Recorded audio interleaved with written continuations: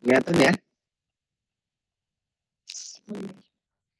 Ini adalah rencana WIS dan project. Nanti projectnya akan di-share sewaktu sebelum UAS ya, pas mengeluarkan WIS. Jadi sekarang berapa sekarang? 4 ya. Ini 4. Jadi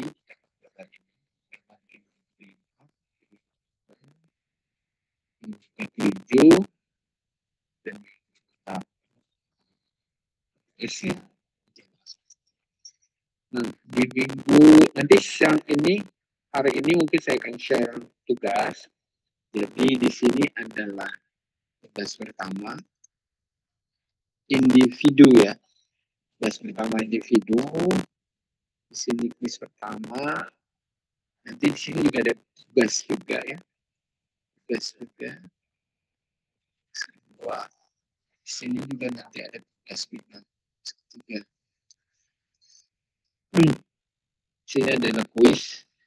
Kuis pertama. Nanti ada kuis kedua ya di akhir semester. Tugas berarti minggu depan ya. Oke, tugas sebenarnya minggu depan. Disampaikannya sekarang begini, tapi terserah Anda mau ngerjain apa, yang pasti minggu depan nanti dihubunginya. Dan sekarang nanti saya akan menyampaikan tugasnya itu sendiri. Oke, tugasnya ya gak bakalan jauh dari apa yang sudah saya sampaikan sebelum-sebelumnya ya. Bahwa tugasnya sering-sering saya spill lah ya. Pokoknya di kelas kita, di pertemuan 2 ketiga saya sering spill terkait dengan tugasnya ya. Oke, kali ini kita akan belajar terkait dengan skema tuning. Skema tuning merupakan bagian dari performance tuning ya. Performance tuning yang terdapat di dalam basis data. Oke, nah seluruh proses kinerja basis data yang sudah kita pelajari atau skema tuning performance tuning yang akan kita pelajari seluruhan, mulai dari skema tuning, indexing tuning, sama satu query tuning, nanti di depan ya, indexing dan query ini ada sebagian yang applicable untuk relational database, dan ada beberapa yang hanya bisa digunakan di OSQL atau non-relational database, relational database. Tapi untuk seluruh proses yang kita bicarakan ini umumnya adalah yang berhubungan dengan relational database. Nah, mulai NoSQL kita akan belajar nanti setelah UTS ya, kita akan belajar graph dan NoSQL. Dan berikutnya adalah blockchain sama terkait dengan proyek presentasi yang ada yang dipresentasikan. Proyeknya kemungkinan besar adalah apa namanya nih? Proyek bersama ya, proyek kelompok 2-3 orang, tapi perlu definisiin ya kelompoknya kerjaannya ngapain dan yang pasti proyek kelompok ini berhubungan dengan materi yang sudah saya sampaikan dari keseluruhan ini. Jadi apakah nanti menggunakan SQL atau relational ya semua ya pasti saya sampaikan terkait dengan proyeknya. Nanti sebelum UTS atau pas quiz itu akan disampaikan. Nah, kuisnya seperti apa? Kuisnya antara offline dan online ya. Karena saya sebenarnya lebih mudah online ya karena otomatis di grade. Tapi kalau offline ini ya saya harus memeriksa yang secara manual. Ini terkait dengan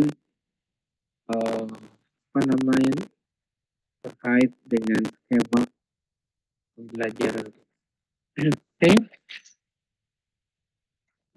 Kita kali ini akan membahas bagian skema tuning. Jadi skema tuning ini bagian low level performance tuning ya. Kalau kita bahas beberapa minggu lalu bahwa Seorang data engineer atau database engineer tidak hanya berbicara ketika mengembangkan sebuah skemanya saja ya, tidak hanya memikirkan bagaimana skema yang normal saja ketika membuat sebuah basis data, tapi juga harus bagaimana memikirkan ketika data itu sudah banyak, ketika data itu diakses lebih dari satu resource gitu ya, satu sumber, jadi lebih banyak sekali trafficnya.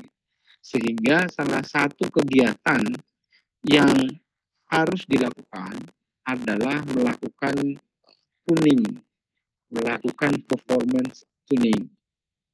Dan ini adalah bagian di kerjaan dari seseorang database engineer.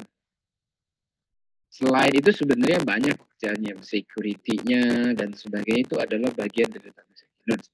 Nah, kali ini kita akan bahas salah satu performance tuning yang kita akan bahas ini adalah skema tuning.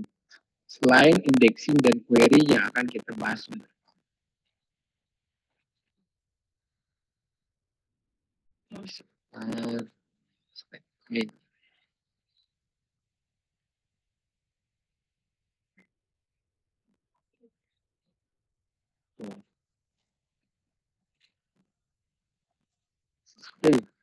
Kita bahas sekarang adalah skema tuning.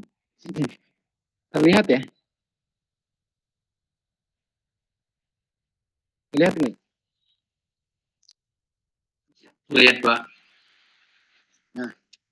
Nah, kali ini kita akan bahas sama skema tuning. Nah, skema, kalau Anda belajar basis data, itu pasti mengerti apa yang maksud dengan skema. Jadi skema ini dalam satu basis data mungkin bisa lebih dari satu skema. Jadi ketika Anda buka MySQL Workbench ataupun Anda menggunakan LE gitu ya, mainline untuk membuat sebuah skema dengan menggunakan DDL, Data Automation Language, itu pasti ada create database, kemudian Anda membuat skemanya di dalam basis database itu sebenarnya bisa lebih dari satu skema. Di beberapa database itu sudah bisa handling beberapa skema. Begitu juga MySQL. Jadi satu database itu bisa memiliki lebih dari satu skema. Nah, di dalam satu skema itu memiliki banyak tabel. Dan satu tabel di dalamnya memiliki banyak row dan. Nah, yang kita akan bahas di sini adalah skemanya. Mungkin Anda ketika mengembangkan skema basis data secara scratch gitu ya, sejak awal Anda belajar basis data, maka yang diberikan pemahaman oleh Jerta ya itu terkait dengan Anda mendefinisikan entitasnya, kemudian Anda membuat sebuah URD-nya. URD-nya itu yang harus normal.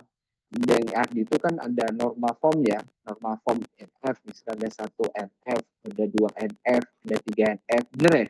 Sampaikan nggak?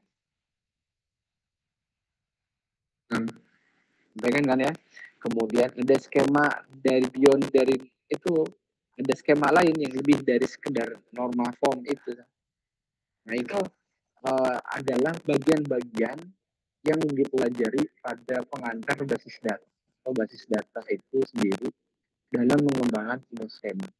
Nah, ketika skema itu sudah berjalan, ketika skema ini sudah digunakan, biasanya ya, nah itu data kan terisi gitu ya. Data tabel data yang ada, tabel itu terisi, yang ada pada skema itu terisi. Kemudian database tersebut digunakan oleh aplikasi sebagai fontnya kan, sebagai antarmuka end usernya, dan data itu dimasukkan ke dalam sebuah tabel dan itu terjadi proses transaksional di situ, proses LTP ya, operasional, bagian dari operasionalnya, data masukkan semuanya, insert, update semuanya. Nah, ketika data itu banyak ya, maka akan terjadi permasalahan dalam yang namanya performance database. Ketika datanya banyak, kemudian trafficnya banyak, sehingga database biasanya merestart. Artinya ketika resource yang dimiliki oleh si server database dengan trafficnya yang tinggi ataupun dengan data yang banyak ketika melakukan proses query gitu, tidak bisa lagi menghandling si servernya atau si resource-nya, maka biasanya database tersebut akan merestart. Sehingga biasanya request-nya balik ke end user itu adalah 404 atau 500, biasanya sih 500 ya, ke apa namanya itu, ke aplikasinya. Nah, itu yang biasanya disebabkan karena permasalahan tuning atau permasalahan performance ya, sehingga performance perlu kita lakukan tuning ya. Kurang N-nya di sini. Lakukan tuning.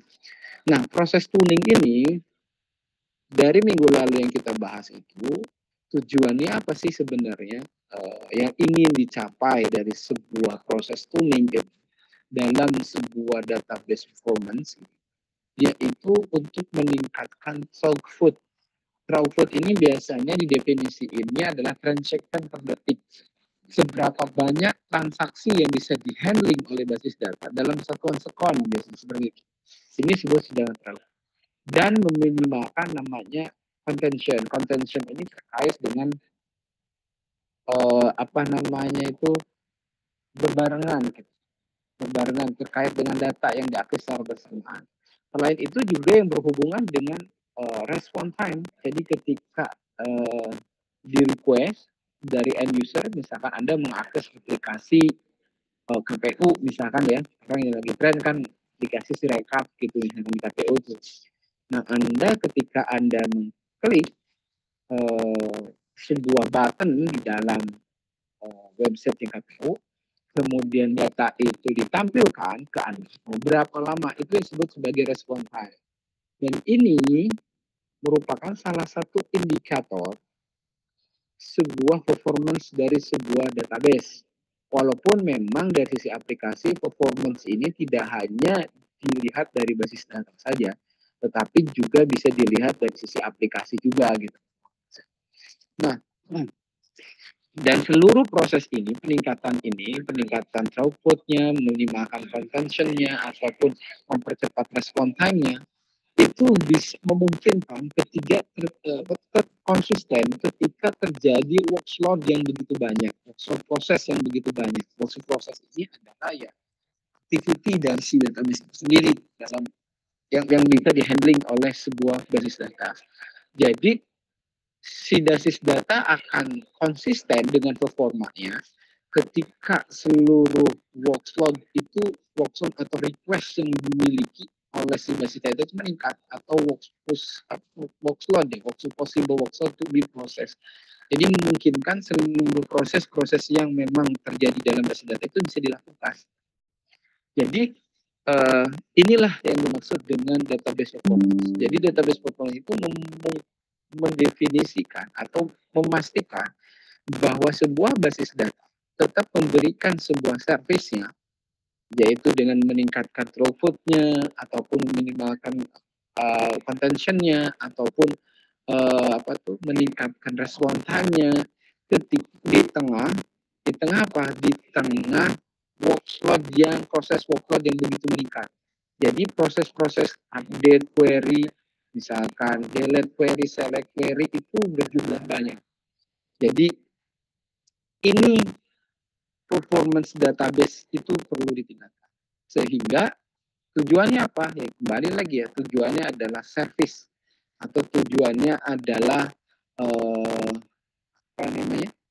tujuannya adalah meningkatkan performa dari basis data itu sendiri. Oke.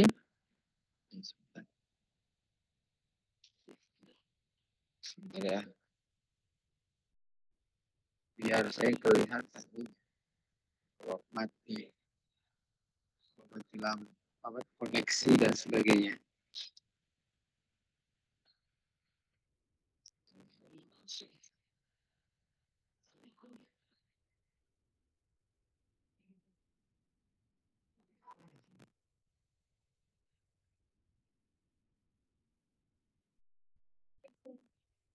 Oke.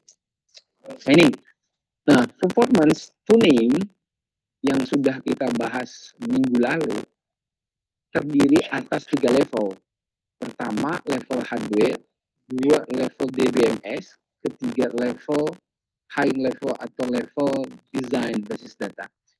Nah, level-level inilah yang bisa kita lakukan untuk melakukan proses tuning, untuk meningkatkan performance dari basis data. Pertama yang biasa kita lakukan ialah meningkatkan hardware. Ini biasanya dilakukan ketika ataupun yang paling mudah kita lakukan gitu.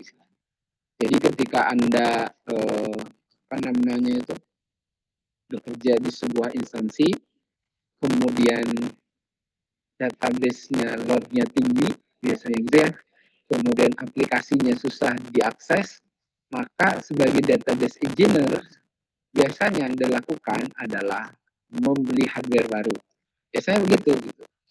Nah, itu sebenarnya yang dilakukan seperti itu bukan hanya database engineer ya, orang lain pun bisa sebenarnya. Tidak mesti sebagai seorang database engineer gitu ya.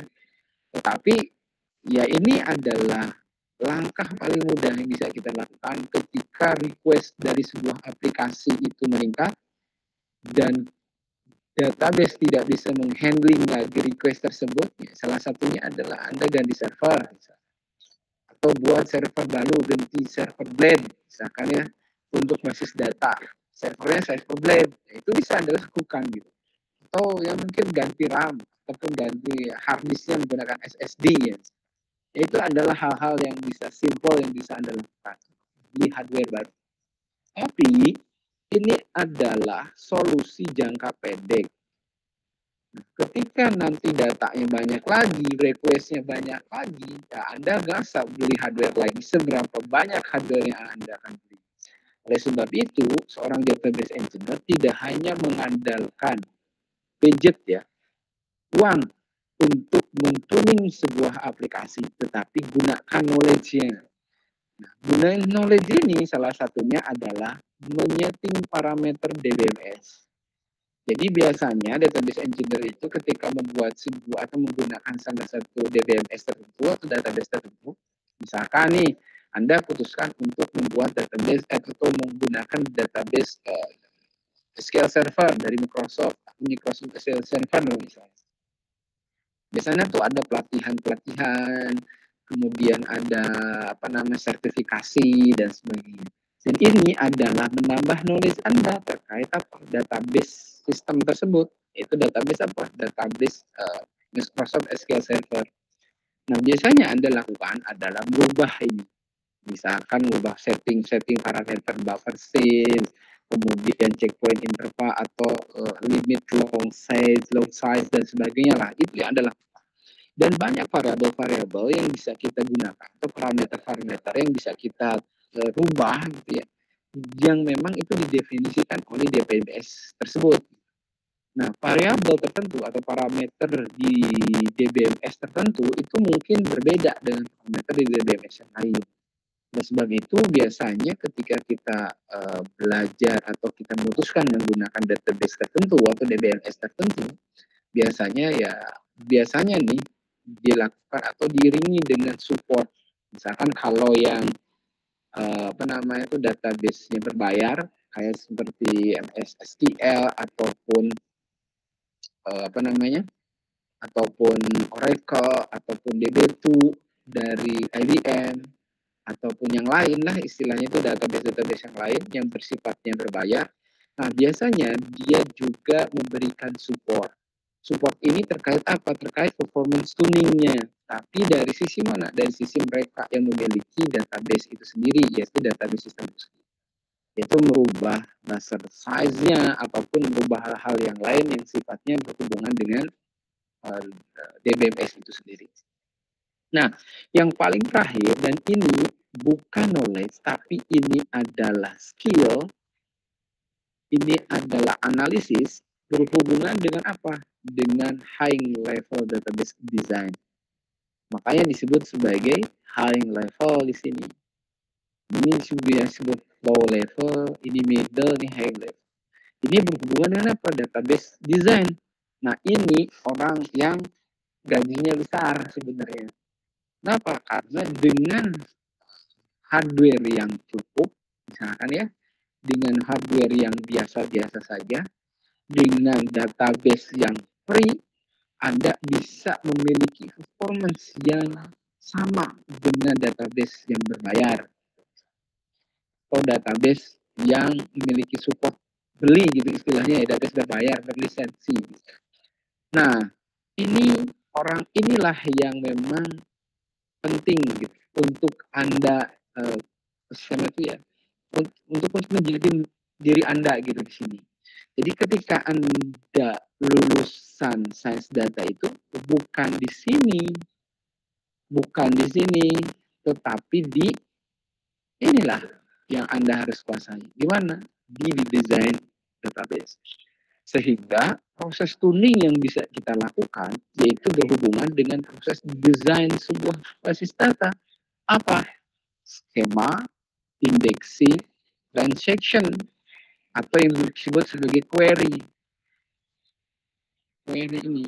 Jadi ketika orang lain itu hanya mengandalkan perubahan parameter atau beli hardware baru, Anda memberikan solusi yang berbeda. Yaitu apa? Anda melakukan perubahan dari sisi basis data, dari sisi query. Oke. Ini yang bisa dilakukan oleh Anda. Dan ketika Anda belajar itu sekarang ya, basis data salah satunya adalah belajar ini. Bagaimana Anda melakukan tuning dari sisi basis data dengan meningkatkan performa basis data, tapi dari sisi high level basis data design. Ini yang kita akan bahas setelah 2 kali pertemuan minggu depan ya sama sekarang. Dan ini juga yang akan menjadi tugas buat Anda mencari solusinya, bukan ganti laptop baru atau bukan berubah. Mungkin oke lah ada knowledge terkait dengan inilah ya, dan juga ini terkait dengan high level database design. Oke, ini yang akan kita pelajarinya. Kali ini kita akan pelajari bagaimanakah kita mentuning sebuah performance basis data dengan menganalisis skema yang sudah kita buat. Ketika sebuah skema yang sudah Anda buat, misalkan ya Anda, di sini ada yang buat skema basis data untuk project aplikasi beneran enggak? Ada nggak? Ada yang punya pengalaman itu? Halo? Ada nggak? Atau nggak ada sama sekali?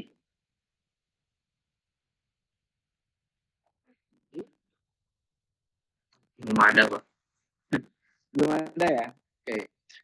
Anda itu kalau ada tawaran kerja remote dan sebagainya, cari di internet itu ambil aja. Tujuannya untuk menambah wawasan Anda lah ya, skala industri gitu, sehingga nanti Anda bekerja pun seriusan gitu dan banyak pemahaman dan pengalaman baru ya. Nah, asumsinya adalah Anda sudah pernah gitu ya. Nah, biasanya ketika Anda buat skema, misalkan Anda buat sistem informasi X atau Sirekap, SPU misalkan nih, Sirekap ya. Nah, Anda lakukan biasanya adalah membuat skemanya dulu kan. Ada datanya itu tersimpan, mulai dari form C4, mulai dari tabel EPS, mulai dari jumlah dan sebagainya, nilai-nilai tersebut disimpan dalam basis data, itu kan biasanya Anda buat skemanya dulu. Nah, skemanya itu Anda desain dulu kan, ada horizon key yang mana primary key-nya apakah sudah normal atau belum, normalnya 2F, 3F, 1F, kemudian data kemudian diisi gitu kan, ketika pemilu diisi ya kan. Nah, ketika berjalan data itu, skema itu sudah diisi dan itu istilahnya performance database menurun, maka Anda lakukan adalah salah satu yang bisa lakukan adalah melakukan revolutionary skema. Jadi Anda merubah skema yang sudah terisi datanya. Itu yang bisa Anda lakukan. Nah, apakah tidak berbahaya Pak dari sisi integriti? Oleh sebab itu, ada teknik-tekniknya supaya kita bisa merubah skema, kita meredesain skema, tetapi integritas dari data tersebut masih bisa dilakukan. Dia tidak merubah dari sisi datanya itu sendiri atau integritas datanya itu sendiri. Oke, ini yang akan kita pelajari kali ini terkait bagaimana melakukan skema tuning. Jadi merubah skema ketika datanya sudah terisi gitu istilahnya. Dan sejauh mana efeknya terkait dengan performance basis data itu sendiri. Nah, ini sehingga objektif dari pertemuan kita kali ini adalah terkait dengan mengidentifikasi hal yang dibutuhkan, area untuk tuning performance dari sisi skema basis data, kemudian problem, kemudian solusinya seperti apa yang akan kita bahas di sini. Oke, nah, sebentar.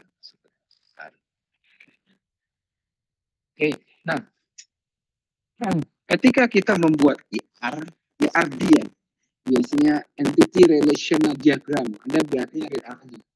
Saya sebut sebagai ERD. Nah, biasanya kan sekarang juga di warehouse juga Anda membuat ERD. Jadi sebenarnya concern utama dari salah satu bagian penting dari sebuah basis data yaitu ERD.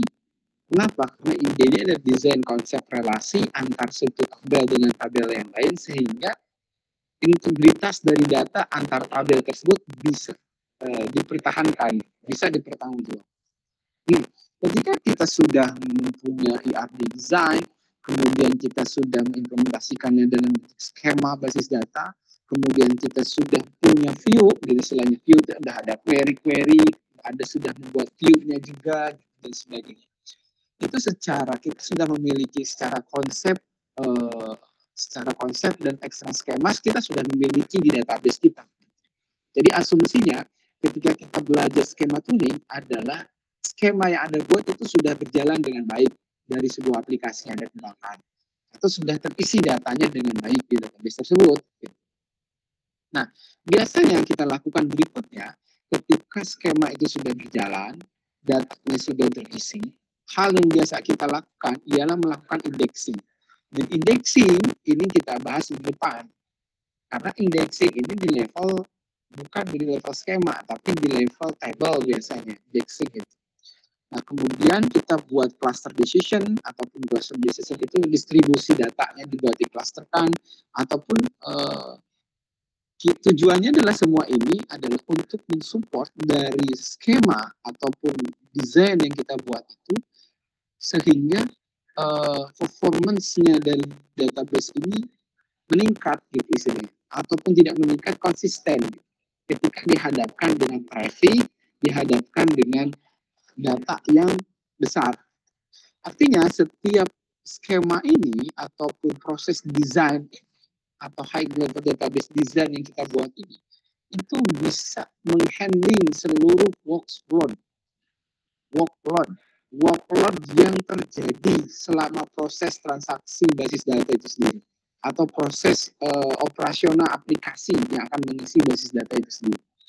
Nah, sehingga ketika workload itu berjalan, ketika aplikasi itu berjalan, ketika database itu digunakan menyimpan data, menghapus data, mengupdate data, maka kita harus bisa mendefinisikan, menganalisis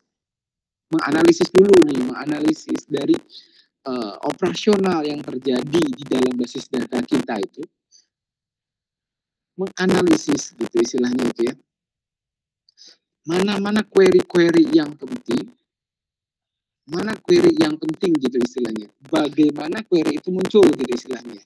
Jadi kita ketika ada proses seorang database engineer nih, biasanya kan nongkronginnya biasanya bukan VS Code ya, bukan Visual Code, bukan IDE, tapi biasanya database system itu sendiri, gitu, DBMS itu sendiri. Nah, di dalam DBMS itu sendiri biasanya ada apa namanya itu tools buat monitoringnya terkait dengan performance basis datanya itu sendiri. Nah, biasanya dia lihat tuh kira-kira dia analisis biasanya di lognya query apa saja sih yang itu sering digunakan atau penting, atau di dalam aplikasi ini sering mengakses apa saja sih gitu, query apa aja yang muncul, kemudian tabel mana yang sering diakses sama si aplikasi tersebut gitu ya. Dan biasanya dia ngawasin itu dan dia akan menganalisis query apa yang muncul, bagaimana dia munculnya, atau query itu terjadi, apakah ketika aplikasi itu dibuka, query itu dilakukan, atau seperti apa, gitu ya. Kemudian query update apa saja yang dilakukan, query delete apa saja yang dilakukan, atau query secara umum, dan tabel secara umum, di dalam skema tersebut, mana yang sering dilakukan operasi, gitu istilahnya ya.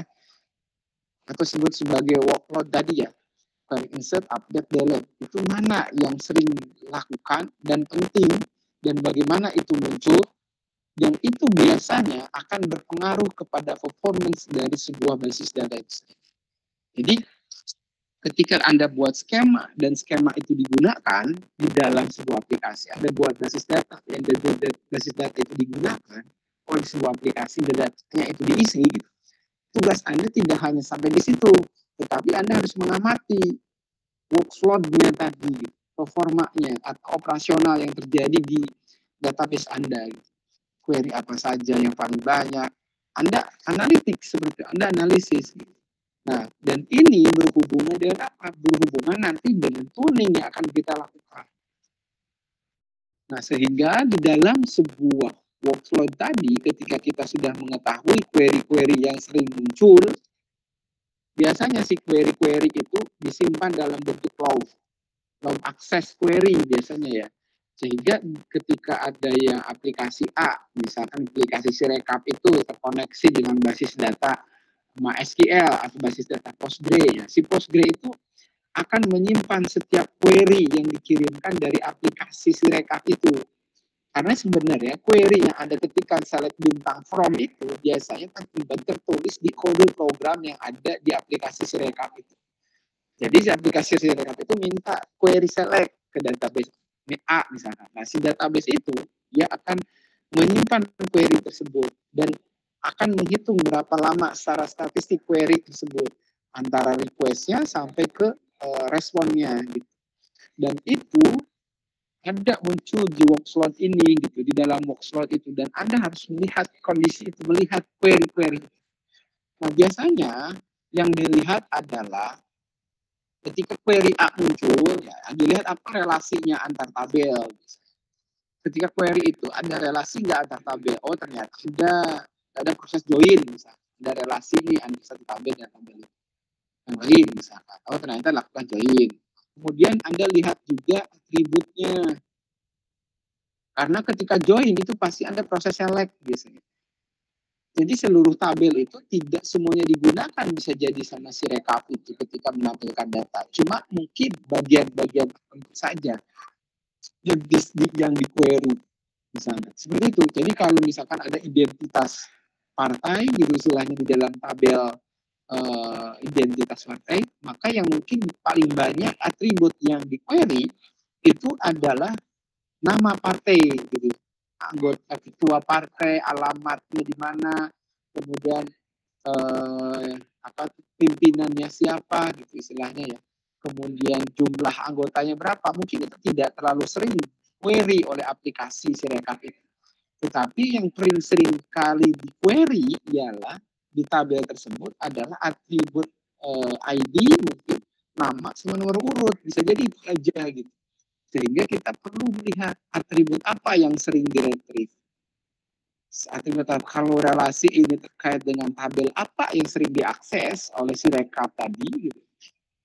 Berikutnya adalah atribut apa yang paling sering diakses, yang diambil. Ini efek dari mana? Analisis workload. Analisis workload itu salah satunya adalah melihat query yang sering muncul. Dan kemudian Anda menganalisis berikutnya terkait dengan tabel apa yang sering diakses sama aplikasi Sirekap. Kemudian atribut apa yang sering diakses oleh aplikasi Sirekap. Dan kemudian ada nggak sih atribut-atribut yang atribut tersebut digunakan untuk proses join, kondisi join, ataupun kondisi select tertentu. Gitu ya. Dan itu penting dianalisis. Gitu.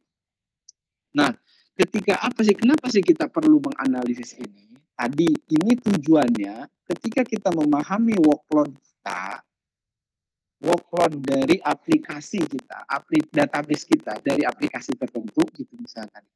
Kita bisa melakukan tuning karena pada dasarnya proses high level database ini adalah proses tuning di high level database system ini atau database design ini adalah proses tuning ketika database itu sudah digunakan. Sehingga perlu kita menganalisis workload ini. Jadi workload ini sebenarnya transaction ya.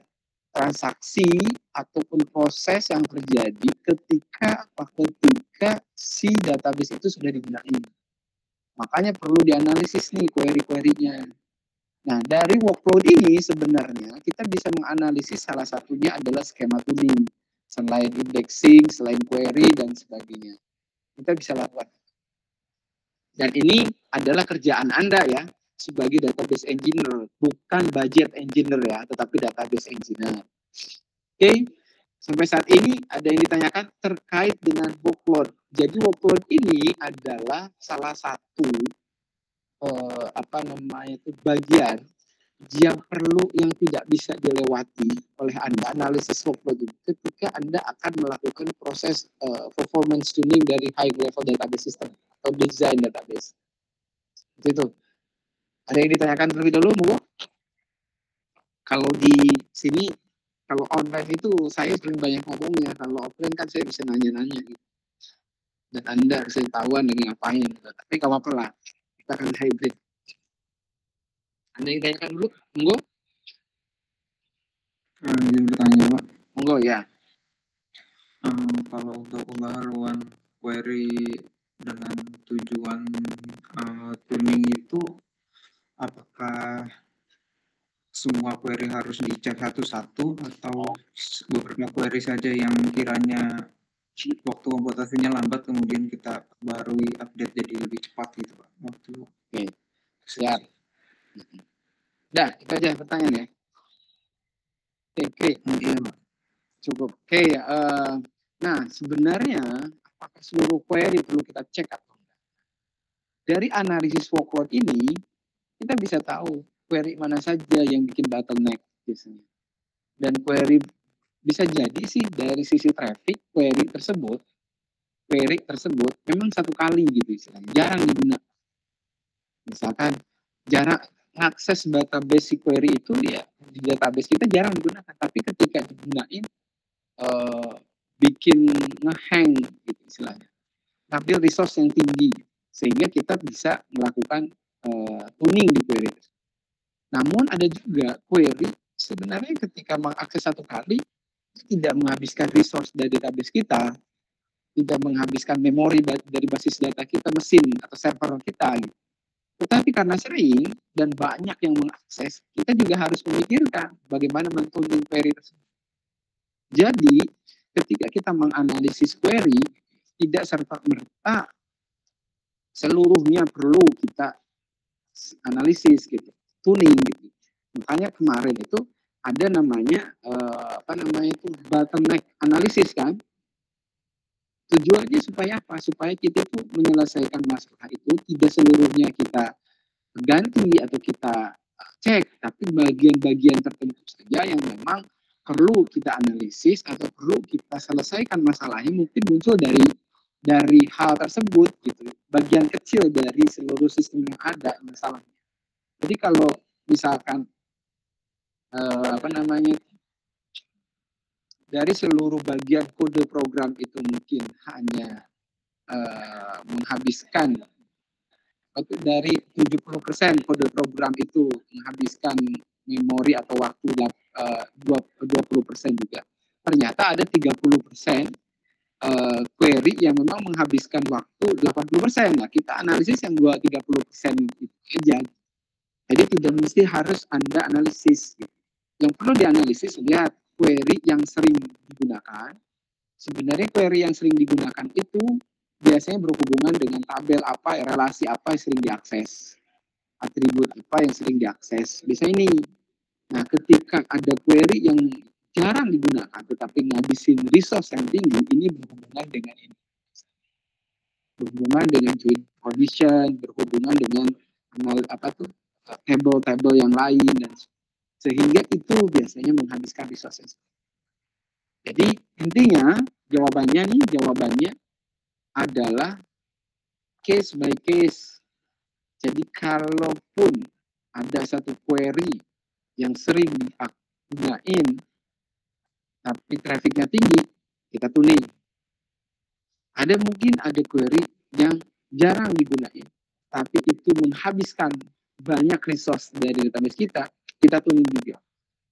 Dan tidak seluruh query perlu kita tuning di luar dari dua kondisi tadi. Jadi lihat dua kondisi tadi. Mungkin itu jawabannya ya. Jadi lihat banyaknya dan lihat resource yang digunakannya oleh si query. Oke, kita lanjut ya. Jadi ini adalah perlunya kita memahami workload. Jadi workload ini adalah activity sebenarnya, analisis atau monitoring aktivitas operasional dari basis data. Jadi si aplikasi apa yang akses dan sebagainya. Ini dilakukan setelah analisisnya seperti itu. Oke, dan ini dilakukan oleh Anda sebagai database engineer. Dan ini adalah sebagai salah satu bahan untuk Anda melakukan tuning untuk high level database system ataupun desain basis data. Oke ya, ini terkait dengan workload. Jadi workload itu penting. Oke. Apa sebenarnya yang perlu kita lakukan ketika kita udah tahu workload-nya nih, gitu ya? Kita sudah tahu traffic-nya nih dari basis data kita. Query apa saja yang sering digunakan, tabel mana saja yang sering diakses, atribut mana saja yang sering diselect misalkan ya. Kemudian tabel-tabel mana yang melakukan proses join misalkan, yang sering digunakan proses join. Nah, ketika kita sudah tahu itu semuanya, kemudian kita sudah analisis, kemudian apa yang bisa kita buat untuk melakukan proses tuning tersebut. Nah, salah satu yang bisa kita guna orang umumnya, ini orang ya umumnya ya, termasuk saya ya, yang database engineer kecil-kecilan lah gitu istilahnya ya, belajar lah, yang sudah belajar gitu bisa. Memang concernnya bukan di database engineer. Ketika ada expert database engineer ya, database ya mungkin beda ya lah. Biasanya yang dilakukan adalah indeks. Jadi kita lakukan indexing. Apakah apakah indexing itu perlu kita lakukan? Nah ini sebenarnya nanti akan kita bahas di depan ya terkait dengan indexing dan bagaimana kita melakukan indexing. Sebenarnya indexing ini adalah cara yang singkat, mudah gitu ya, tetapi memiliki signifikan hasilnya signifikan dalam proses tuning basis data. Dan ini akan kita bahas minggu depan. Nah, apakah seluruh tabel biasanya kan indexing itu tujuannya untuk proses searching. Kalau teman-teman belajar struktur basis data, struktur data ya, itu salah satu struktur data itu salah satunya memanfaatkannya untuk mudah proses searching, proses pencarian, proses retrieval informasi. Biasanya seperti itu. Dan ini dilakukan indeks. Jadi sebelum diindeks, sesudah diindeks, proses pencarian itu akan berbeda hasilnya. Lamanya itu beda. Nah, biasanya kita melakukan proses indeks. Nah, ini kita akan bahas minggu depan yang dua ini ya. Ini ketika workload itu sudah kita lakukan, kita lihat biasanya yang kita lakukan adalah indexing dulu. Ini karena tidak banyak tidak terlalu mikir lah jadinya gitu lah dalam tanda kutip, tidak terlalu banyak berpikir. Asumsinya ada beberapa ada beberapa trik gitu istilahnya ya. Proses indexing itu tabel dengan yang seperti apa kita boleh indexing, yang sering dilakukan searching kita lakukan indexing. Jadi ada beberapa trik untuk yang dua ini ya yang akan kita bahas.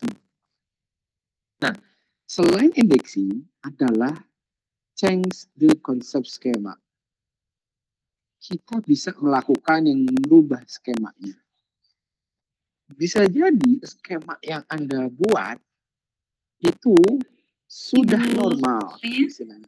The best of the best skema. Itu contohnya Skema terbaik yang mungkin Anda processing ya, kembangkan. itu kan sering Karena orientasi ketika kita membuat skema adalah selalu normal form, benar ya? Bagaimana skema itu datanya itu normal disimpan sebagai basis data. Biasanya itu adalah paradigma ketika Anda belajar basis data pertama kali ditanamkan oleh pengajarnya. Pasti seperti itu. Namun ketika kita sudah menganalisis workload, ternyata supaya meningkatkan performa pelanggan basis ya, data kita atau sebut tuning saja basis data akan tadi, kita atau performance lihat dari database premi tadi, pintunya gitu. Nah, si kadang-kadang pelanggan ini dia berpikir ingin tidak normalisasi. Jadi umumnya alternatifnya normalisasi skema ini adalah salah satu bentuk form ya, salah satu penyimpanan basis data yang oke lah gitu istilahnya semua sudah dinormalkan. Form itu tidak ada menyanggah gitu. Itu penting proses normalisasi. Tetapi ketika kita dihadapkan dengan performance basis data, kita harus melakukan decomposition state atau denormalization. Jadi kalau awalnya Anda melakukan dekomposisi dari n normal form, kemudian satu normal form, kemudian dua normal form, kemudian tiga normal form, dipecah lagi atau dekomposisi lagi sebuah tabel supaya lebih normal lagi. Kita kan melakukan seperti itu. Namun ketika kita hadapkan dengan workload yang banyak, performa yang turun, kadang-kadang kita pragmatis untuk melakukan undo decomposition. Jadi kita lakukan denormalisasi. Ini yang biasa dilakukan.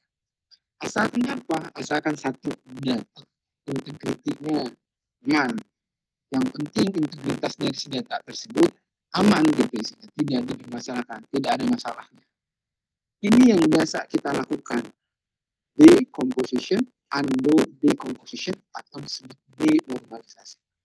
Kalau normalisasi biasanya kita lakukan decomposition atau decomposition ya, kemudian kalau denormalisasi atau undo some decomposition step. Jadi yang awalnya kita dekomposisi, kita balikan lagi. Bisa jadi ketika 3NF itu bagus dari sisi normalisasi skemanya.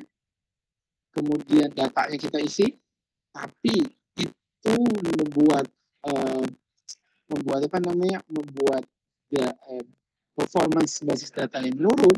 Bisa jadi kita pilih atau lebih memilih yang 2M normalisasi, yang tidak terlalu normalisasi.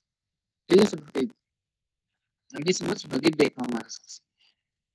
Nah, berikutnya, selain denormalisasi terkait dengan skema tuning untuk meningkatkan performance basis data adalah partition skema. Jadi datanya itu dipartisi. Nah, di sini ada dua partisi sebenarnya ya. Ada partisi secara horizontal, ada partisi secara vertikal yang bisa kita lakukan. Kemudian berhubungan dengan partisi ini sebenarnya berhubungan dengan replikasi. Jadi database itu kita bisa replikasi. Jadi biasanya sih atau disebut sebagai sharding.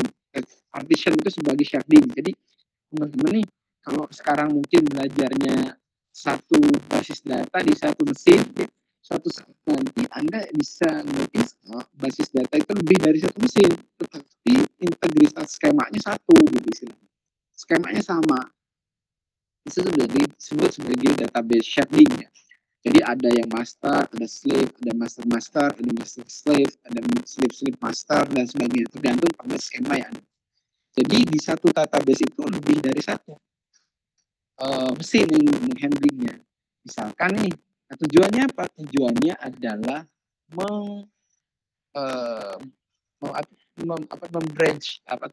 mendistribusikan beban. dari query atau akses query yang berasal dari aplikasi. Jadi seperti itu. Nah, salah satu yang kita lakukan adalah melakukan partisi dan replikasi terkait dengan view. Atau view itu salah satu bentuknya juga ya. Dari skema yang sudah ada kita buat view. Nah, replikasi ini artinya satu database ada awalnya satu, kemudian direplikasi menjadi dua. Nah, ketika ada proses replikasi ini, kita juga bisa melakukan partisi terkait dengan satu tabel. Jadi tabel itu kita bisa partisi. Jadi misalkan Anda punya tabel nama gitu ya, identitas gitu ya. Nah, tabel identitas ini sering dilakukan proses query select gitu. Tapi ketika query select simple dikit gitu ya. Tapi karena query select ini banyak yang mengaksesnya, hitnya tinggi gitu, trafficnya tinggi query select ke tabel ini, kita biasanya tabel ini lakukan partisi, dibagi dua tabelnya. Tabelnya itu bagi dua, kan artian bagi dua itu bisa kolomnya dibagi dua, bisa datanya dibagi dua. Misalkan ya saya select dengan where lebih dari 100 ke mesin A, yang kurang dari 100 ke mesin B. Misalkan seperti itu. Jadi query-nya dibagi dua, bebannya dibagi. Nah, ini yang disebut sebagai partition. Dan ini kita akan bahas lebih detail di slide-slide berikutnya terkait bagaimana kita nge-tuning sebuah basis data dari sisi skemanya. Jadi memperbaiki skemanya. Supaya apa? Supaya tadi performance basis datanya meningkat. Tujuannya itu. Nah, terkait dengan tuning pada konseptual skema, ini pasti erat hubungannya dengan masalah workload. Jadi ketika kita mendefinisikan skema baru, harus jelas dasarnya. Berdasarkan apa? Berdasarkan workload yang sudah kita simpan tadi. Jadi kalau Anda misalkan KRS War tuh yang sering Anda lakukan, harusnya sebagai database engineer, kalau data KRS War itu dilakukan dalam 1 minggu, misalnya ya, KRS War itu dalam 1 minggu, maka yang bisa kita lakukan, Anda lakukan sebagai database engineer 1 minggu itu, Anda simpan lognya, log aksesnya. Supaya apa? Supaya kita memahami workload yang terjadi. Jadi ketika kita memilih ataupun merubah skema sebuah basis data, itu dasarnya adalah workload. Dasarnya sekali lagi adalah workload. Nanti mungkin tugas berikutnya lah di tugas hari bagaimana Anda mengetahui atau menyimpan workload itu di dalam sebuah basis data atau log itu disimpan supaya Anda melakukan proses analisis dari query-query yang agak muncul Oke, nah ini apa sih isunya yang bisa kita lakukan terkait dengan konsep skema, tuning dari sisi konsep skema. Pertama, yang biasa kita lakukan isunya ataupun yang bisa kita lakukan terkait dengan tuning dari sisi skema, pertama adalah horizontal decomposition atau horizontal splitting namanya. Ketiga, vertical decomposition ataupun vertical splitting. Berikutnya terkait dengan skemanya, apakah 3NF ataukah BCNF. Biasanya BCNF itu beyond dari 3NF biasanya ya.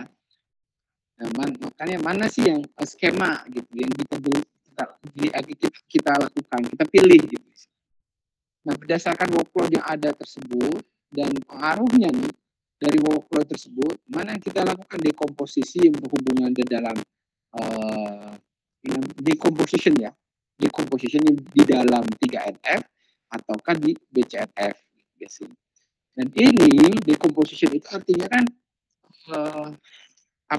menurunkan ya, tidak dari NF di 3NF bisa jadi ke 2NF gitu sih. Tujuannya apa? Tujuannya tadi mentuning gitu ya performance-nya, karena semakin normal asumsinya, biasanya semakin normal sebuah basis data, biasanya si operasi join itu sering dilakukan. Biasanya seperti itu. Join, padahal join di dalam basis data itu sesuatu hal yang kalau bisa jangan dilakukan. Karena itu akan menghabiskan resource yang begitu banyak biasanya. Si join. Ataukah kita melakukan decomposition pada skema BCNF terkait dengan 3NF, 2NF, 1NF, atau BCNF ini harusnya sudah dibahas di basis data. Ini udah dibahas ya basis data ya? Sudah dibahas belum? Sampai udah normalis database. Tapi database normalisasinya level mana? Level 2, level 1, atau level 3? Atau BCNF? Kalau nggak salah waktu itu di tugas besar atau proyekannya itu sampai 3NF kalau nggak salah. Oke.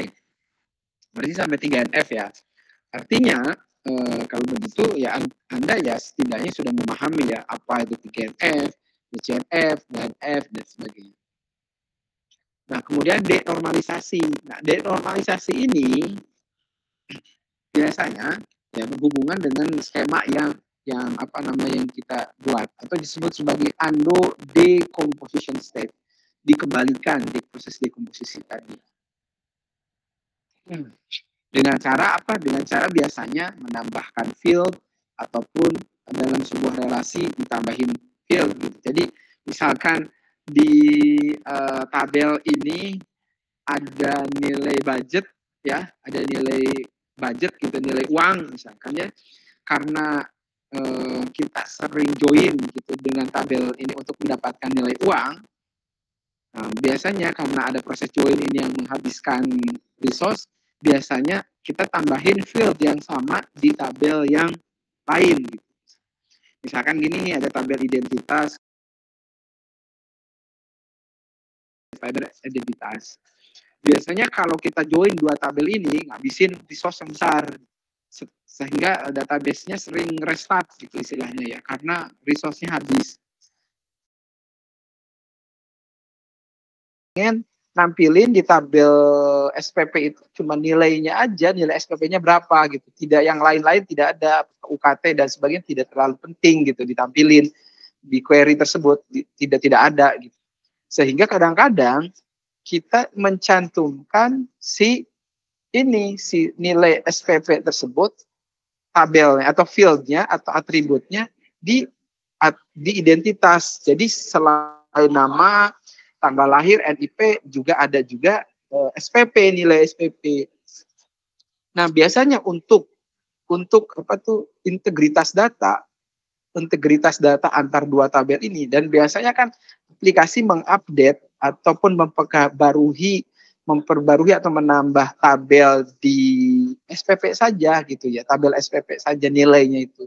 Nah, ketika nilainya itu dirubah, otomatis kan di tabel individu juga nilai SPP perlu dirubah kan. Makanya biasanya menggunakan trigger di situ untuk menjaga konsistensi data tersebut. Nah, itu tujuannya apa? Mendekomposisi. Salah satu proses dekomposisi atau denormalisasi yaitu dengan biasanya dengan menambahkan field di dalam sebuah relasi tertentu. Menambahkan field baru. Nanti kita bahas, kayaknya sih diberikan contoh nggak ya? Nanti kalaupun nggak diberikan contoh, nanti saya coba sampaikan di sini contoh. Nah, untuk proses skema tuning ada beberapa cara yang bisa kita lakukan. Selain ini ya, tadi ya, biasanya terkait dengan skema, terkait dengan partisi, terkait dengan replikasi. Nah, ketika di skema tuning ada beberapa. Pertama adalah dekomposisi. Nah, dekomposisi ini berhubungan dengan table atau sering disebut sebagai splitting table. Kemudian normalisasi, kemudian clustering. Nah, splitting atau dekomposisi itu terbagi menjadi dua. Ada horizontal dekomposisi atau horizontal splitting dan vertical splitting. Ini berhubungan dengan apa? Dengan tabel yang sudah terdapat pada skema normalnya. Jadi ketika kita membuat sebuah skema, kita tidak merubah skemanya. Tapi yang kita bisa lakukan adalah mendekomposisi si table atau nge-split table tersebut. Kalau query-nya, misalkan query kait terhadap sebuah tabel tersebut banyak nih, query-nya banyak, trafficnya tinggi gitu. Nah, biasanya kita lakukan proses splitting tabel tersebut ataupun dekomposisi tabel tersebut. Nah, komposisi ada dua nih. Ada horizontal dan ada vertikal. Jadi ketika ada satu tabel banyak diakses dan ketika banyak diaksesnya itu menyebabkan load-nya tinggi dan si servernya itu bikin ngehang atau nge-restart, salah satu yang kita lakukan di level ini adalah dekomposisi table atau splitting table. Ada dua kata caranya ya, ada vertikal sama horizontal. Selain proses splitting atau dekomposisi, kita lakukan denormalisasi. Denormalisasi ini berhubungan dengan 3F, 2F, 1F, atau BCMF tadi. Jadi dekomposisi ini adalah undo ataupun denormalisasi itu disebut sebagai undo decomposition. Jadi biasanya kan di dalam satu tabel itu kita jadikan dua tabel supaya terjadi normalisasi 3F misalkan ya. Nah, ketika dekomposisi itu malah membuat data performance database kita menurun, maka kita lakukan denormalisasi. Jadi digabungin lagi tabel tersebut. Gitu. Digabungin lagi tabel tersebut ya, bukan malah di normalisasi, malah di denormalisasi. Ini yang disebut sebagai collapse table atau duplicating table ataupun redundansi kolom. Tadi yang saya sampaikan tuh redundansi kolom. Jadi ada kolom yang sama di tabel yang beda gitu istilahnya. Ataukah ngederiver attribute. Ini yang bisa dilakukan di normalisasi. Denormalisasi. Berikutnya adalah cluster. Nah, cluster ini berhubungan dengan namanya tuh ya skema ya, proses clustering. Jadi ada beberapa table yang bisa kita cluster. Ini berhubungan dengan ini apa namanya itu fitur yang terdapat di dalam sebuah DBMS. Biasanya ketika tabel-tabel tertentu istilahnya ya yang sering di-join, biasanya proses penyimpanan di dalam hard disk-nya pun didekatkan sehingga tidak terlalu jauh gitu secara fisikal gitu untuk proses join table tersebut. Nah, yang kita bahas pertama adalah horizontal splitting. Nah, horizontal splitting ini adalah skema yang sudah normal. Asumsinya ini kita melihat skema yang sudah normal, misalkan skema 3. Tetapi tabel tersebut banyak diakses, tabel tersebut banyak diakses, sehingga tabel tersebut juga banyak diakses dan datanya juga banyak, ya, sehingga perlu dilakukan proses split. Split itu dibagi dua tabel tersebut. Dan apa namanya itu bisa lebih dari satu tabel itu kan satu tabel awalnya mungkin 5 ya, kita bagi menjadi 2 tabel, yang satu 2 kolom, yang satu 3 kolom tanpa menghilangkan integritas dari data tersebut. Nah, biasanya dilakukan untuk apa? Tabelnya ini berukuran gede. Jadi size table itu banyak banget gitu. Transaksinya. Misalkan kalau Anda sebagai mahasiswa KRS-an tuh tabel yang paling banyak itu adalah tabel KRS-an Anda gitu, mengambil Anda. Misalkan nih kalau KRS itu tabel KRS itu kan isinya adalah mata kuliah yang Anda ambil kan. Jadi ketika ada 1000 mahasiswa misalkan ya mengambil saja ya KRS dalam satu semester itu 20 SKS ataupun 5 ataupun sampai 7 mata kuliah gitu ya. 6 mata kuliah, maka dikalikanlah 10.000 kali 6 mata kuliah tersebut. Dan itu satu semester. Kalau terjadi selama 10 tahun, kira-kira berapa berapa row table-nya, dan itu sangat besar. Sehingga biasanya dilakukan proses splitting. Tujuannya apa? Supaya untuk mereduce number of page index ya. Number page-nya itu sehingga nanti query-nya pun lebih cepat. Nah, proses splitting horizontal ini adalah proses splitting horizontal itu kan mendatar ya. Jadi sebenarnya proses horizontal ini adalah men-split row. Jadi row table-nya. Jadi row table itu misalkan nih yang saya bilang tadi kita split row-nya itu. Jadi bagian kurang dari 10 di sebelah mana simpannya, yang lebih dari 100 sebelah mana simpannya. Atau biasanya split itu bisa menggunakan geographical informasi. Jadi bisa untuk per daerah Indonesia Barat, Indonesia Timur, gitu istilahnya terkait dengan datanya ya, ataukah tahun masuk kalau mahasiswa dan sebagainya. Jadi ketika split itu secara fisik juga nanti akan split datanya. Jadi ketika Anda query ke split tertentu gitu ya nanti secara otomatis database system akan mengambil ke bagian yang sudah tersplit. Dan ini misalkan ini satu table nih, kan ukurannya besar, kita lakukan split nih. Ini di server di server database 1, ini di server database 2. Biasanya begini. Jadi ketika berhubungan split ini berhubungan dengan ya tadi sharing database. Jadi database-nya lebih dari satu mesin, jalannya lebih dari satu mesin. Nah biasanya kita buat table-nya seperti ini. Kita bisa alter table sebenarnya, tidak hanya create ya, alter table juga. Di definisi ini sebagai AnoDB, kemudian di sini ada ID, kemudian ada jumlah, kemudian di sini ada transaction date. Nah ini kita bisa lakukan split partition by hash. Jadi kita partisinya itu menggunakan hash berdasarkan apa? Month per bulan. Dan ini di partitionnya by 6. Ini biasanya mendefinisikan hostnya. Nah untuk partition ini sifatnya opsional ya. Untuk sintaks yang ini nih partition ini. Biasanya cuma partition by hash aja per bulan. Biasanya nanti database management systemnya atau DBMS-nya akan langsung membagikannya ke bagian mana, apakah ke server 1, apakah ke server 2. Udah otomatis gitu seperti itu. Tapi ini adalah query syntax untuk pendefinisian partisi untuk di MySQL. Ini di MySQL ya. Karena bisa jadi sintaks yang di MS SQL juga berbeda gitu. Tidak mesti harus sama gitu ya. Tapi secara umum normal SQL-nya sama. Nah, ini contoh partisi. Tadi sebagian mana ini ke kiri, mungkin dari ini ke sini kali ya. Kemudian ini ke sini gitu. Ini ke sini dan yang ini ke sini. Jadi dibagi dua gitu data, row datanya. Itu yang disebut sebagai partition horizontal. Nah, berikutnya adalah partition vertikal. Nah, partition vertikal ini berhubungan dengan kolom. Informasi yang terdapat di dalam kolom. Jadi dibagi kadang-kadang kan begini ya.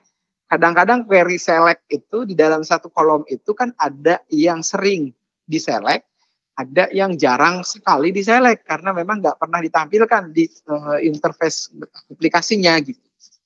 Nah, ketika itu terjadi, maka lebih baik kita melakukan partisi supaya apa? Supaya ukuran datanya juga tidak terlalu besar. Sehingga dilakukan proses partisi gitu. Sebenarnya ini disebut sebagai relative keep ya, dapat dilakukan ya, normal form. Ini dilakukan asumsinya proses tadi ya, horizontal partition ataupun vertical splitting atau particle splitting, horizontal splitting, itu asumsinya dilakukan pada skema yang sudah normal. Jadi kita tidak merubah skemanya.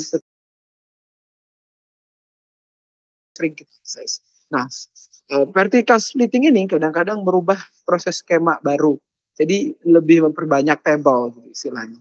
Dengan asumsi tadi, dengan melihat query-query yang sering muncul. Query select-select yang sering dilakukan. Itu, ini yang disebut, nah kapan digunakan splitting skema, ya ketika ini banyak kolom diakses dengan frekuensi dibandingkan kolom yang lain. Jadi beberapa kolom yang aksesnya banyak gitu ya. Tapi ada beberapa kolom juga yang aksesnya tidak banyak gitu. Sehingga ya perlu kita splitting kondisi ini. Oke. Nah, ketika apa? Ketika tabel itu juga memiliki splitting dari sisi number of page untuk tujuannya untuk memudahkan juga. Ini kondisi-kondisi di mana alasan kita melakukan sebuah vertical splitting ataupun pembagian kolom. Ini contohnya. Ini contohnya untuk vertical splitting.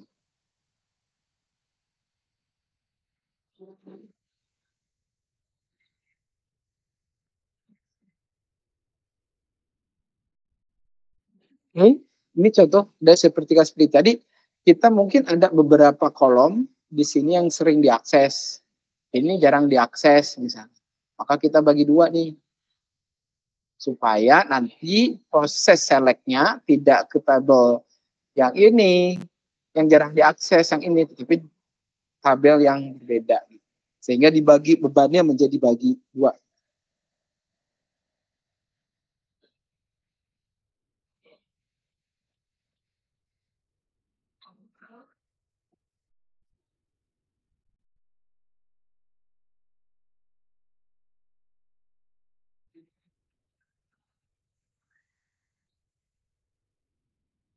Ada yang tanyakan dulu?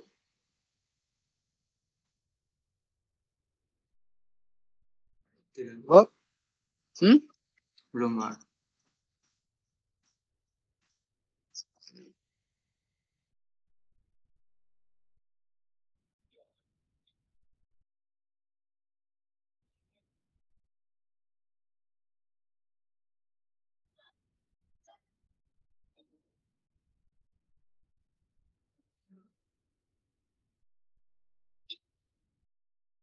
Ya.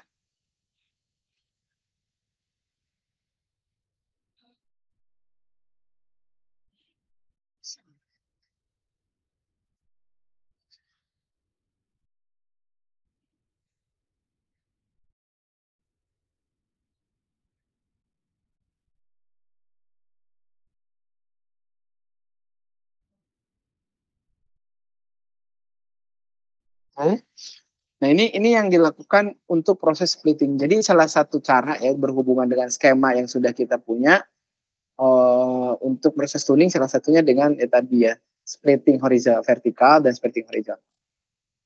Ini contoh ini vertical splitting. Misalkan nih kita punya skema akun gitu ya, data tabel akun, di dalamnya akun number, ada branch name sama balance gitu kan. Kemudian kita bisa split satu akun branch, satu akun balance.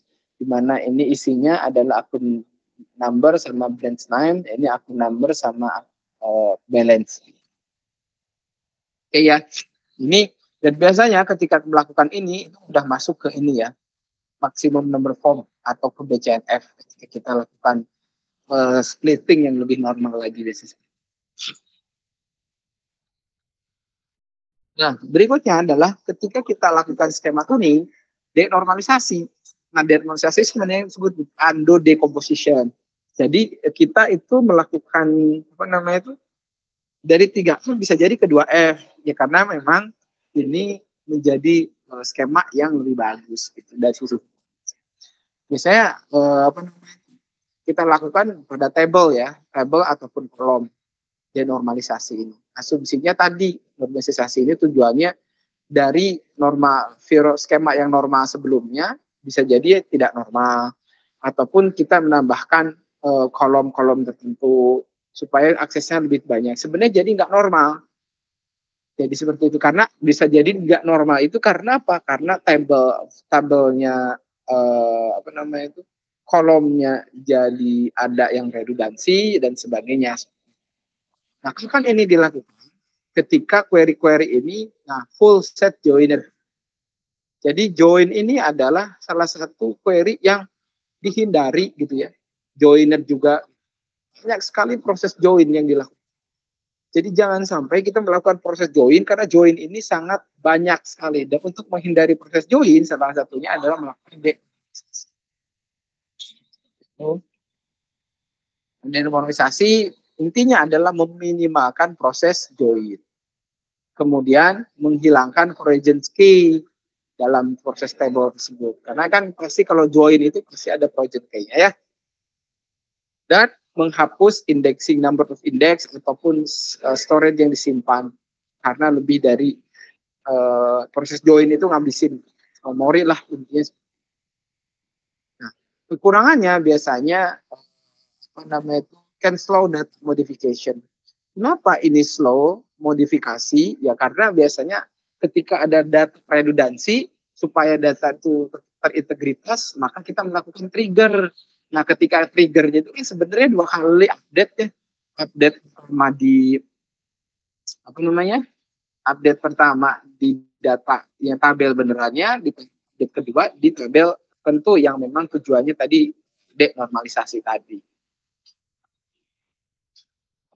Dan ini adalah isu-isu yang untuk muncul ya ketika kita melakukan redundancy atau denormalisasi. Kita lakukan ada yang namanya adding redundant column. Nah, ini bagian dari skema tuning juga. Jadi kita menambahkan kolom karena untuk mengurangi frekuensi join. Misalkan ini nih ya. Nah, biasanya jika performance join pada title author sama author table, ada 2 nih. Author table, kita akan meretrieve nama ya di kolom ataupun namanya di kolom title other. Nah, supaya tidak proses join, biasanya kita menambahkan kolom itu di tabel yang utamanya. Itu ya. Jadi tujuannya adalah misalkan ini nih. Ini adalah 2 tabel yang berbeda, ada title author sama title doang. Ini kita lakukan proses join. Nah, proses join ini lama, biasanya kita tambahin 1 kolom di tabel title ini. Tujuannya apa? Tujuannya supaya kita tidak melakukan proses join yang begitu banyak. Sehingga misalkan sum advance ataupun dari title ataupun yang lainnya lah. Tujuannya adalah ditambahkan 1 kolom ini supaya tidak melakukan proses join.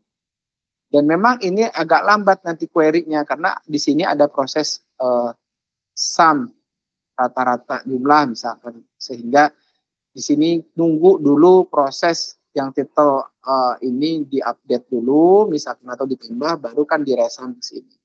Jadi agak sedikit lama prosesnya. Nilai ini dilakukan menggunakan trigger, diisinya menggunakan trigger yang bagian sum itu rata-rata ini.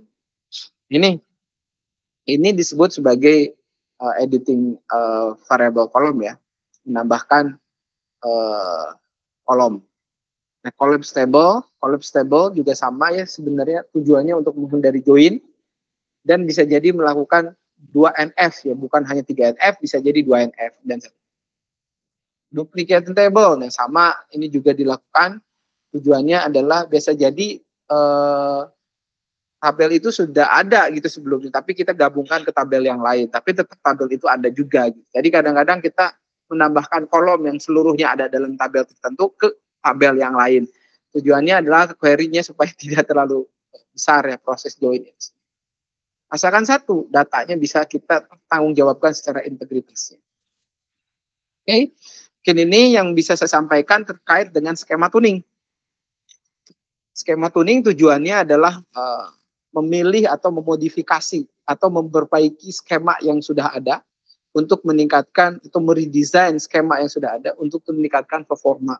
Dengan cara apa? Bisa cari decomposition table ataupun splitting table yang terdiri dari 2 tahap tadi ya, yaitu adalah horizontal sama vertikal.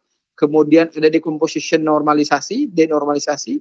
Yang satu tadi ya dengan cara menambahkan table ataukah merubah skema dan sebagainya, atau menambah kolom, ataukah menduplikasi table dan seterusnya, ataukah skema hibrid. Hibrid ini bisa gabungan 2 hal ini ya.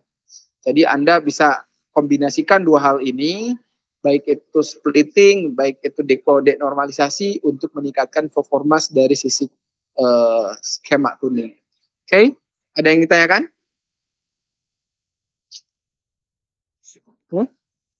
Terkait absensi, Pak.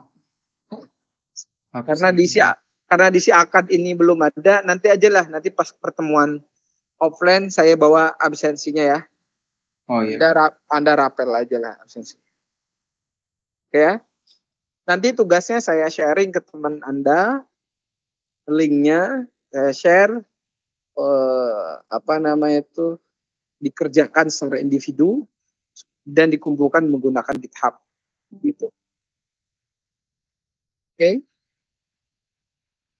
Ditanyakan lagi?